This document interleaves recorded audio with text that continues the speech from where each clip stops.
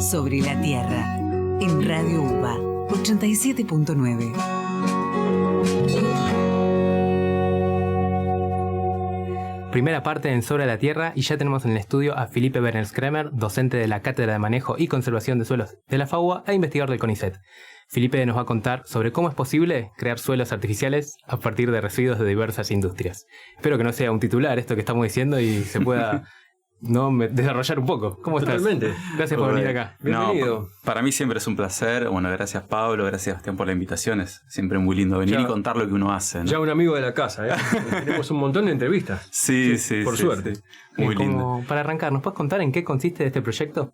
Sí, a ver, primero un poco de qué son los tecnosuelos, ¿no? Porque es una cuestión que suena lindo, pero es algo que se hace miles de años, ¿no? Es como de los residuos que uno genera normalmente, cómo aprovecharlos, ¿no? Y, digamos, transformar lo que es un residuo en un producto, ¿no? Y eso, si uno piensa en los grandes generadores, hablando de la Argentina, ¿no? Los frigoríficos, todos los residuos cloacales que se acumulan por millones de toneladas, bueno, saber dónde ponerlos. Y eso genera un costo, ¿no? Tanto en el transporte como en la disposición. Entonces la idea es, bueno, que no sea un costo y que al revés sea un producto y que nos sirva, por ejemplo, yo trabajo en la cátedra, como vos dijiste, de manejo y conservación, para que sirva para mejorar suelo, para construir suelos nuevos, ¿no? Hay muchos suelos que están degradados, que no tienen el horizonte A, que es la capa más fértil. Es como reponer todo esto, ¿no? Y básicamente, ¿cómo se puede dar esta construcción de estos suelos nuevos? Es que la mayoría de estos residuos, que uno puede ser frigoríficos, cloacales, pero hay residuos de comedor, hay muchísimos tipos de residuos, lo que tienen en común es que tienen mucho carbono, ¿sí? Pero no tienen un esqueleto, lo que se llama en el suelo, el esqueleto que puede ser, por ejemplo, las arenas, los limos, lo que le da estructura al suelo. En cambio, cuando uno va al suelo, y hay suelos degradados, al revés, tienen poco carbono y mucha estructura. Entonces, al mezclarlos, digamos, obtenemos lo mejor de cada parte, ¿no? Y entonces así podemos hacer que un suelo funcione muy bien en términos de aireación, de fertilidad, de estructuración y microbiológicamente, ¿no? Y usarlos para que, bueno, tenemos muchos datos que muestran cómo aumenta muchísimo el rendimiento, mejora la infiltración, que son cuestiones claves para nosotros para poder controlar qué está pasando en el ambiente, ¿no? O sea que en principio estarían abordando la restauración de suelos degradados de alguna manera, o tiene otros fines. Bueno, el primer objetivo justamente es restaurar suelos o restaurar, por ejemplo, canteras, ¿no? Donde el horizonte A se perdió, claro, ¿no? Para vender como tierra negra para los countries, para lo que sea, ¿no?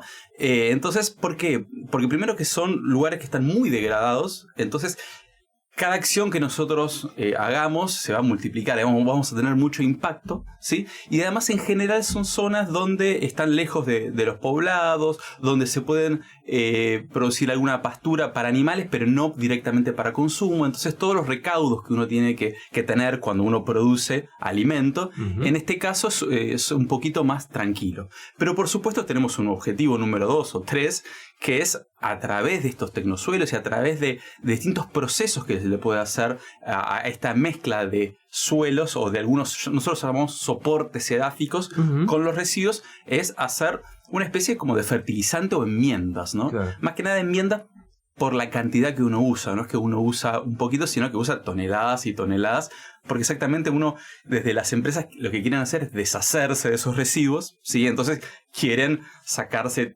todas esas toneladas de encima, claro. Y para los suelos es interesante porque es materia orgánica que va yendo a los suelos, ¿no? Tiene muchísimas utilidades hacer suelos nuevos, ¿no? Y también desafíos, ¿no?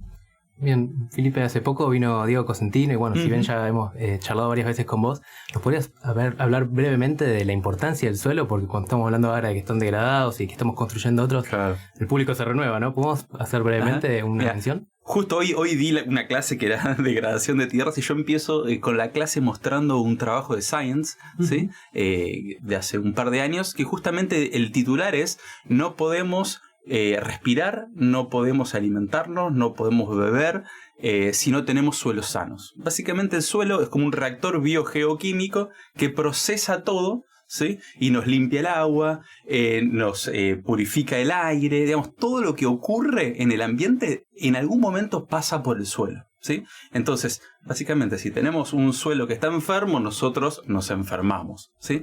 El problema ahí es que, en general, el suelo está por debajo de nuestros pies. Entonces siempre estamos mirando el cultivo, estamos mirando lo que uno más ve a primera vista. ¿Sí? No es normal que uno vaya con una pala y empiece a cavar a ver cómo es ese suelo, ¿no?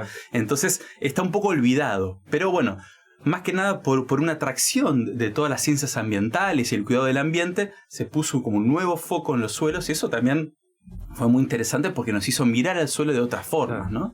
Yo creo que fue un poco grande, ¿no? Como que no podemos respirar, pero la verdad es esa. Además de producir alimentos, ¿no? Que es lo que uno siempre piensa, ¿no? Suelos para producir trigo, maíz, soja, ¿no? Pero bueno, tiene múltiples funciones y servicios ecosistémicos que cada vez se está viendo más en la sociedad y se está percibiendo más las funciones del suelo. Sí, por suerte están más presentes. Totalmente. Y se habla más. Totalmente.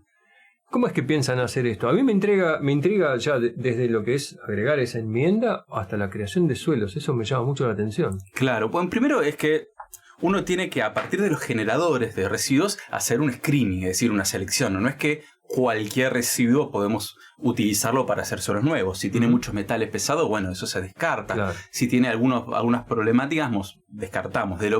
Después, lo que más o menos vemos que puede funcionar, seguimos unos procesos que es primero, bueno, hacemos un análisis completo de laboratorio para ver cuánto carbono, cuál es el pH, cuál es la conductividad, porque tampoco queremos arruinar ese suelo que está degradado, no queremos seguir arruinándolos, ¿no? Y después viene una etapa que es que lo hacemos más en macetas, entonces vamos probando mezclas, distintas proporciones, distintos cultivos que pueden funcionar, y después, o también a veces a la par, lo vemos en el campo, ¿no? Cómo funciona eso en el campo que en una situación real. Entonces tenemos varios proyectos que se encara a veces más de lo que es maceta, a veces lo que es más a campo, ¿no? Y así vamos viendo cómo va funcionando. La problemática acá es que, bueno, es cómo funciona sitio específico y residuo específico. Claro. Entonces, si bien necesitamos sacar algunas conclusiones generales de estos tecnosuelos, necesitamos mucha experimentación y también mucha experimentación a largo plazo, porque lo que ocurre, por ejemplo, cuando agregamos mucho carbono, ¿sí? A veces agregamos carbono inestable que va a regenerar la estructura, pero bueno, ¿eso cuánto dura? ¿Cuánto mejora en cuánto tiempo? Después voy a tener problemas de gases de efecto invernadero, voy a tener lixiviación de, por ejemplo, de nitratos, y eso se va viendo en el tiempo y con las sucesivas agregados, por ejemplo, de estas enmiendas, o con la misma enmienda en el tiempo. Entonces, nuestro desafío, que ahora lo estamos logrando, es con un nexo que nosotros tenemos con Texan, que es una empresa privada de Benito Rogio, ellos ahí en Campana tienen una cantera donde estamos justamente haciendo parcelas de ensayos de larga duración para ver exactamente cómo eso va en el tiempo y poder hacer un seguimiento, ¿no? ¿Cuánto hace que están trabajando en este proyecto? En estos proyectos, digamos, yo empecé como un poco solo y después se fueron agregando todas las cátedras justamente con la gente de Texan y con el INGEBI, que es un instituto de CONICET, ¿sí? En los cerramientos de basurales, ¿no? Porque básicamente los basurales, cuando uno los cierra, lo que se hacía antes era traer suelo negro, se los depositaba arriba para que crezca la vegetación, ¿no? Y estabilizarlo. Pero estamos sacando suelo negro de otro lugar. Entonces estamos degradando otro lugar para tapar un relleno sanitario. Entonces ahí empezamos a trabajar fuertemente en utilizar la misma basura, ¿sí? Residuos, vamos a llamarlo un poco mejor. Estos residuos con mezclas de suelos, ¿sí? Con más o menos suelos, horizonte C o horizonte A, y generar una capa que no sea de horizonte A, sino que tenga un gran porcentaje de residuos para ver cómo funcionaba, como que se llama capping en inglés, se utiliza mucho ese cerramiento de estos basurales. Y para mí lo más interesante es que, bueno, primero que funcionó muy bien, creció muchísima vegetación porque estos residuos tienen mucho nitrógeno, tienen fósforo, pero además hicimos muchos trabajos viendo la estructura del suelo de forma con microscopio, de forma se llaman cortes delgados, de la micromorfología del suelo, y lo que vimos a través del tiempo en un periodo muy corto, más o menos de un año, es que al principio veíamos cómo era la estructura y era una mezcla que no tenía forma, no tenía poros, y en un año ya se parecía a un suelo, es decir, tenía ya unas cualidades porales de la configuración de los poros, la configuración de los agregados, muy parecido a los suelos. Y lo mismo nos pasó con la microbiología. Digamos, la gente que dirige el doctor Erichmann veía que al principio, cuando medíamos toda la parte de la microbiota, se parecía mucho a los residuos, pero en un año ya prácticamente era una microbiota del suelo. ¿Un año después de sostener vegetación encima? Exactamente. Después de más o menos de en el laboratorio lo pudimos hacer en 3 meses y a campo más o menos fueron 8 meses. Pero para nosotros fueron resultados muy alentadores. Es muy poco eso. Es muy poco, porque imagínense que para formar un suelo estamos en cientos a miles de años. Por supuesto que no es un suelo, por eso llamamos suelos artificiales. Pero tiene muchas propiedades y muchos servicios que nos da un suelo, por decir así, normal. Y eso la verdad que es muy alentador, y ver cómo rápidamente en estructura, que puede tardar un poco más en cambiar, pero la estructura cambió muchísimo y también cambió toda la microbiota. ¿Sí? Y eso para la denitrificación, la metanogénesis, cómo se forman esos gases, es interesante, ¿no? De pasar algo que puede generar muchos problemas a tener algo que se parece mucho a un suelo. Así que eso para nosotros fue como un hallazgo lindo, y justo, bueno, estamos por publicar todos esos datos y estamos contentos con eso. Buenísimo.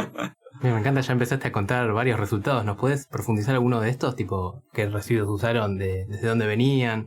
¿Cuánto el peso, ¿no?, de estos residuos? Imagino que deben ser unos señores volquetes. Bueno, depende, no sé. Claro. Bueno, esa es la ventaja también de trabajar con estas empresas que se dedican a trabajar con residuos, porque tienen todas las maquinarias. Ellos están acostumbrados a trabajar con miles de toneladas. ¿Sí? Claro. Entonces, que nosotros desde la facultad no lo podemos hacer. Entonces nosotros hacemos desde las macetas, donde podemos probar más cosas, ¿sí? Por ejemplo, probar distintos regímenes de agua, a ver qué pasa si el suelo está más saturado o menos saturado, probar qué pasa con la estructuración cuando tenemos, por ejemplo, una gramínea. Nosotros usamos ryegrass, o sin gramínea, distintos soportes edáficos. Por ejemplo, utilizamos un suelo negro también para ver qué pasa, un horizonte C, que para los que no conocen es una capa de suelo que está, depende de en qué lugar, pero puede estar a los 40, 50, 60 centímetros, pero tenemos una profundidad de ese horizonte C que es muy, muy importante. Tenemos millones de toneladas que podemos utilizarlo fácilmente. ¿Sí? Cuando uno abre una cantera, por ejemplo, tenemos miles de toneladas, es barato. ¿Sí? Y bueno, y justamente que también para mí fue bastante, no sé si sorpresivo, pero va en línea con lo que nosotros queríamos, es que el soporte edáfico, digamos así, más barato y que tenemos más en abundancia, fue el que mejor se complementó con los residuos. Que era el que tenía más esqueleto pero menos carbono, se complementó con los residuos que tenían mucho carbono. Y de rendir muy poco cuando no tenían biosólidos, es decir, poníamos el horizonte C y tratábamos de hacer crecer el ryegrass. Algo crecía, pero era prácticamente nada. Y cuando poníamos el biosólido, era el que más crecía, aún comparando con un horizonte A, y también usábamos algo que se llama suelo de descarte, que es básicamente cuando vienen las máquinas y se llevan el horizonte A, se llevan un poco de lo que se llaman tosca o horizonte C, para hacer caminos, por ejemplo, lo que queda mezclado con el horizonte B, que no es, digamos, para manejarlo no es tan fácil. Bueno, utilizamos eso, porque también es un suelo que ellos no pueden vender, que las empresas no pueden vender, y dije, ¿cómo podemos aprovecharlo? Totalmente. Pero bueno, ese fue interesante porque lo más barato fue lo que mejor funcionó. Así que... Un poco también contabas que era sitio específico, ¿no? Todos este tipo de estudios. ¿Dónde lo hicieron esto? Exacto. Primero, empezamos en el Complejo Ambiental Norte, que seguramente lo conocieron como el CEAMSE, ¿no? Que está ahí por San Miguel. Ahí empezamos a tener varios ensayos. Empezamos ahí, y después, en verdad, trajimos suelos de la pampa ondulada para nuestro laboratorio. Entonces usamos suelos limosos, que son argidoles, que son los suelos quizás más típicos de todo lo que es cercano al río Paraná. ¿Sí? Básicamente empezamos a usar ese tipo de suelos, y a lo largo de estos 4 o 5 años, yo no sé si te respondí, pero venimos desde antes de la pandemia, fuimos trabajando con distintos tipos de residuos con distintas calidades. Pero hasta ahora nos metimos más que nada con horizontes, con suelos limosos, y también con un ensayo nada más con suelos arenosos. Los suelos arenosos también, para los que no saben, tienen muy poco carbono y se estructuran, digamos, tienen baja estructuración. ¿sí? Entonces retienen poca agua, por ejemplo. Claro. Entonces, con la mezcla de un horizonte arenoso, un suelo arenoso, con los biosólidos o con residuos con mucho carbono, logramos formar estructuras que pueden retener agua y con rendimientos de cultivos bastantes más altos en comparación a los controles, ¿no? Entonces empezamos por lo más cercano, pero también hemos utilizado suelos un poco más lejanos, como de lo que estamos acostumbrados cerca de Buenos Aires, que es más suelos arenosos, que son los que se necesitan también ser, no sé si recuperados en este caso, pero sí mejorados en cuanto a su estructura y retención de agua, que es lo que dije antes, ¿no? Hace un rato dijiste que esta tecnología ya se usaba en otros lados, que no es algo innovador, sino que se conoce. ¿Hay casos exitosos? Sí, bueno, en Europa hay casos bastante exitosos, se están usando muchísimo, ¿sí? Creo que la diferencia que estamos haciendo acá, y a comparación con otros trabajos que también se están haciendo en la Facultad de Agronomía y en otras facultades, son un par de cosas, que primero es la escala, ¿sí? Al trabajar con esta empresa podemos animarnos a hacer cosas a otra escala, ¿sí? Y porque, bueno, también los resultados son un poco dependientes de la escala. Y después, con este consorcio que estamos armando con la Cátedra de Fertilidad y Fertilizantes, con la Cátedra de Química Inorgánica, Analítica y Manejo, y con el INGEVI, estamos viendo el problema de distintas aristas, ¿sí? Digamos, el mismo ensayo con un montón de puntos de vista, y eso también enriquece muchísimo lo que estamos haciendo, y trabajando también a nivel estructural, viendo cómo se modifica la estructura, pero con mucho detalle. Y eso también es algo que siempre se trabajó en estos temas, más que nada desde el lado químico, ¿sí? Que está bien también porque uno de los problemas o de los riesgos que puede tener tienen que ver con cuestiones químicas, por ejemplo, con que muchos de estos residuos tienen una salinidad muy alta, ¿no? Entonces, bueno, ese es un problema. Si uno va a estar agregando sales al suelo, aumenta el potencial osmótico, empieza a haber muchísimos problemas de crecimiento de las plantas, etcétera, ¿no? Entonces, siempre se vio mucho de la parte química y también con los elementos potencialmente tóxicos que pueden tener, ¿sí? Nosotros lo estamos viendo un poco más de la estructuración del suelo y los nichos que se pueden formar para bacterianos, ¿no? La arquitectura biológica, ¿sí? La gente del INGEVI son como pioneros y trabajan muy bien en todo lo que es el bioma del suelo. Entonces, nosotros trabajamos mucho con el tema de estructura, que es como si fuese la casa de los microorganismos, y ellos trabajan con la parte biológica. Entonces hacemos un buen link en ver realmente qué está pasando con esta mezcla de estos soportes edáficos y estos residuos, ¿no? Que después dejan de ser residuos y pasan a ser un producto, ¿no? Claro. Así que eso es un poco el diferencial que estamos haciendo, ¿no? Recién mencionabas un poco sobre los riesgos. ¿Qué se puede hacer entonces para evitar que se usen estas cosas? Bueno, primero, lo que dije antes es hacer un buen screening, ¿no? A ver con qué uno empieza, ¿no? Y saber con qué mezclarlo, ¿no? Y también lo que hacemos, por eso también la cátedra de fertilidad está involucrada en esto, hacer un buen monitoreo, ¿no? Ir monitoreando lo que pasa tanto en superficie como en la parte, digamos, más profunda, la subsuperficial, y en el tiempo, porque muchos de estos trabajos a veces son muy cortos, ¿sí? Nosotros necesitamos más tiempo para ver cómo evoluciona, ¿no? Pero la verdad que por ahora, porque utilizando estos biosólidos, son cloacales, ellos utilizan mucho lo que se llaman las poliacrilamidas, ¿no? Que es un producto que hace que se junten las partículas y para que ellos lo puedan hacer una disposición final, ¿no? Y lo que tiene eso es que tiene le da al suelo una muy buena estructuración. Hay suelos, por ejemplo, hay como fertilizantes que son poliacrilamidas para mejorar la estructuración y para retener agua. Acá estamos obteniendo eso como gratis de la empresa que nos está dando estos residuos. Oye, ¿no es tóxico? No es tóxico. Bien. No, se transforma vos en silicatos, no, la verdad que cero tóxico. Y entonces eso hace que se retengan, que uno tenga una estructura muy buena. Y cuando uno tiene una estructura muy buena, ¿sí? Se retienen algunos contaminantes o elementos potencialmente contaminantes, no hay mucha lixiviación, el fósforo también se mantiene. Entonces, la verdad que no hay grandes problemas, ¿sí?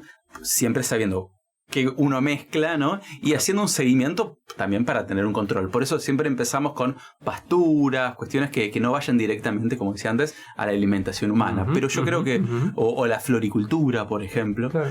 Pero la verdad que estamos ahora en un ensayo, vamos a probar qué pasa con el maíz, con la soja, ¿no? Porque queremos extender esto porque hay mucho producto.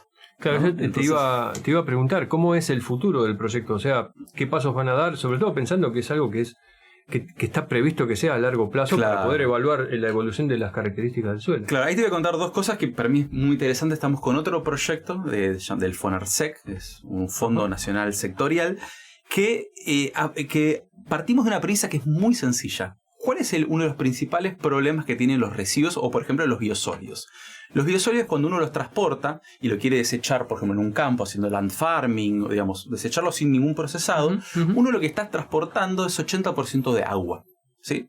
Entonces, que se podría evaporar en prácticamente cerca de donde se produce. Entonces estamos haciendo un proyecto para ver, esto parece que es muy sencillo, que es secarlo, ¿no? Es bastante complicado, la verdad. Necesitamos primero no gastar energía, porque si gastamos energía para secarlo, el ciclo energético no cierra. Entonces, hay unos, estamos viendo de construir secaderos, ¿sí? Como fuesen invernáculos gigantes, con robots que lo que hacen es censar la humedad y van revolviendo automáticamente, que es otro problema, porque a veces se pueden secar esos residuos en superficie, pero abajo están todos húmedos. Entonces esto lo va revolviendo y lo va secando. Entonces, ahora uno está transportando, ¿no? 80% menos de peso. ¿Sí? Entonces es mucho más eficiente el camión, el uso de energía fósil, es mucho más barato. Entonces estamos viendo esto, cómo secarlo para poder transportarlo. Eso para nosotros, si bien parece algo sencillo, es bastante más complejo y tiene un resultado económico para las empresas que es fenomenal, ¿sí? Y bueno, y a partir de ese secado y cómo se hace el secado, estamos viendo, por ejemplo, a qué humedades lo tenemos que trabajar con estos soportes edáficos. ¿Por qué? Porque a veces es muy difícil mezclar a veces un biosólido con suelos a grandes proporciones, porque tiene mucha plasticidad, porque se pega a las maquinarias. Entonces tenemos que tener protocolos operativos para que sea factible esa mezcla, porque lo que se hacía antes era volcarlo por encima. Eso no funciona tan bien. Lo que nosotros queremos es mezclarlo para que empiece a tener esa estructura que nosotros necesitamos. Pero para mezclarlo necesitamos maquinaria, entonces hay que ajustar qué maquinaria, de qué forma, con cuánta humedad, y son un montón de desafíos que tenemos de investigación para rato, pero en términos económicos para las empresas es espectacular, porque en vez de gastar dinero en mandarlos a un land farming, en verdad uno está mandando un producto y puede recibir regalías por mandar un producto. ¿Se entiende? Es como que cambia completamente la ecuación, ¿no? De perder a ganar, digamos. Así que eso es como muy motivante, ¿no? Para seguir trabajando. ¿Ya existen las maquinarias estas que contaste para...? Sí, en general, bueno, depende a ver, yo te digo lo que se hacía antes, ¿no? Depende si es más líquido o más sólidos. Hay distintas maquinarias y que se usan, pero siempre esto que te digo con land farming, digamos, por encima del suelo, ¿no? Las maquinarias para el mezclado son maquinarias que casi todos los productores tienen, ¿no? Así que no habría que ajustar los momentos. Por ejemplo, si uno hace pilas de residuos con estas mezclas, ¿cuánto tiempo tienen que estar esas pilas para que la materia orgánica se estabilice, para que funcionen bien los microorganismos, para que uno después cuando lo incorpore al sistema rápidamente empiece a dar réditos, ¿no? Y no tener que esperar todos los problemas, que se vaya acomodando todo. Pero sí, en cuanto a maquinaria son cuestiones operativas de ajuste, pero no que hay que hacer maquinaria nueva, ni no. Por ahora no es la idea, digamos. Bueno, Felipe, muchas gracias por venir acá. Nada. La verdad que estamos esperando, aparte de estos resultados, los próximos que nos venís contando acá adelantado. Un buen spoiler. Totalmente. Robots, todo. Buenísimo. Sí, viste que te dije, ciencia ficción. Estaba pensando que el otro día con Diego Cosentino resaltamos el énfasis y el entusiasmo que ponía en contar las cosas. Y hoy Felipe... Sí. Es que nos divierte y la verdad que estamos los suelos Sí, totalmente. elevan el ánimo. Bueno, muchas gracias y te esperamos para otra ocasión. Dale, gracias a ustedes, a ambos, un placer.